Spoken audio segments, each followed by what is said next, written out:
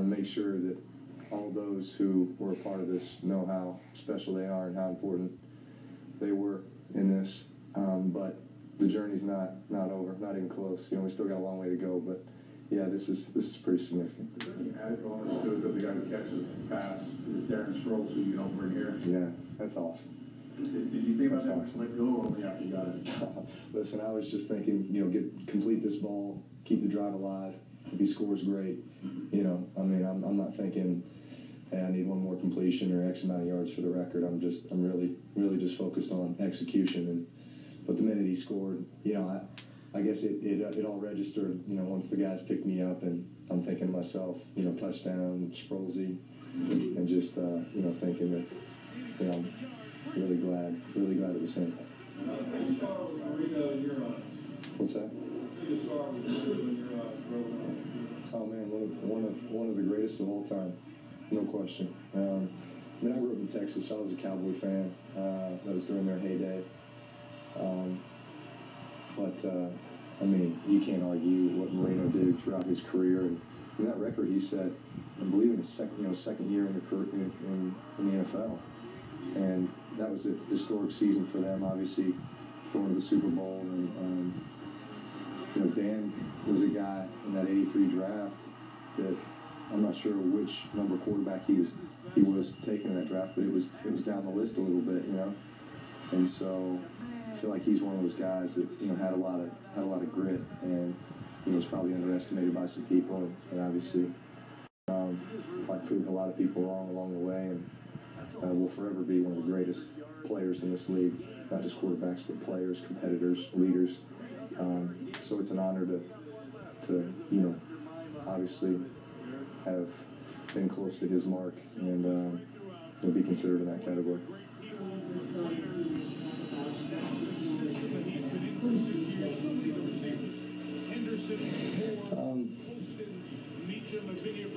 You know, I could just tell by their reaction and their emotion, they were more excited than I was. You know, I told them in the locker room after the game, they made me talk. They forced me to speak. That this record isn't about one person. There might be just one name that goes in the ledger under the record, but it's really about the team. And it's about, I told them that I want every man, years from now, hopefully a lot of championships from now and rings and everything else, to be able to look back and say, yeah, you know, I blocked. I was on the field and I blocked for that guy when that happened. And our guy on defense said, yeah, I came up with a big stop or turnover that gave the ball back to those guys and allowed us to do that. I want our receivers to say, yeah, I caught 50 balls that year for 600 of those yards. I want the running backs I want everybody to feel that they were a huge part of this, that this record would not have been possible without them. The equipment managers, the trainers, the people selling tickets, our ownership, Mickey Loomis, Sean Payton, you guys, our fans, greatest fans in the world, no doubt. I mean, this really is a team, a family record. You know, this isn't one guy, because I certainly wouldn't be standing here if it wasn't for all those men. You noticed at the end of the game, you know, we're up in the press box, we can see a little better. It's like the third quarter of the Colts game, was a big night game, the fans were leaving. But at the end of the game, no one had left yet. Did you notice the entire house was staying to watch the record? You know, I guess I didn't think about that. No one left. That's pretty cool. You know, I will say, and you know, I kind of got emotional before this game, because there was a kid as I was signing autographs, and I just heard him yelling, you know, "I'm here to watch you break the record." And he said it a few times, and I guess it just made me think when I was a kid, you know, and feeling like, man, you have all these hopes and dreams, you know, you want to be out there in that field, and so few get the opportunity. And just hearing him say that just kind of brought me back down to thinking about, you know, how lucky are we get to play this game, get to have this opportunity, get to do what we do, and what joy it brings other people. And so it makes me feel good that I think we made a lot of people happy tonight. Did you pull like a big group and promise them you would break it? No, that's not my style. Try to take a very humble approach, maybe a quiet confidence, but I hoped it would happen out there. Couldn't imagine that it would happen in the way that it did. I guess it was all meant to be. This is the second Christmas morning at the Brees house. Well, yeah, my two boys are my oldest Balin turns 3 in January, so he watches football with me, and he says, Dad, are you out there?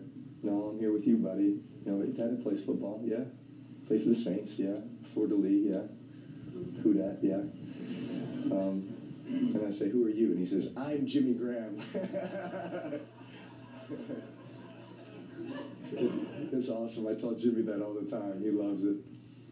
I said, who's number 80? I'm Jimmy Graham. It's not just Jimmy Graham. I'm Jimmy Graham. Jimmy'd like to be your son too, I think. I'll adopt Jimmy anytime. No, but I think years from now, that's something I hope my boys, and hopefully there's more kids to come, can look back on and say, I'm proud of my dad and this team, and hey, I was there too. I was a part of it too. What's that? I haven't thought that far ahead. I don't know. I wish I had about 150 of them to give out to the team and everybody in the building. I guess we could cut it up, give it to them all. But I don't know.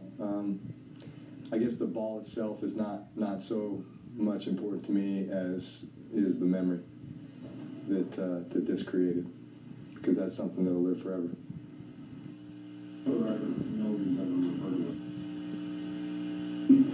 Well, you're not a member of the Saints team necessarily, but of the NFL family.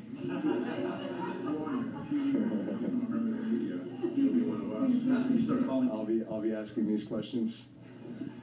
I'll be asking the question to some young punk 30 years from now. Why'd you break my record?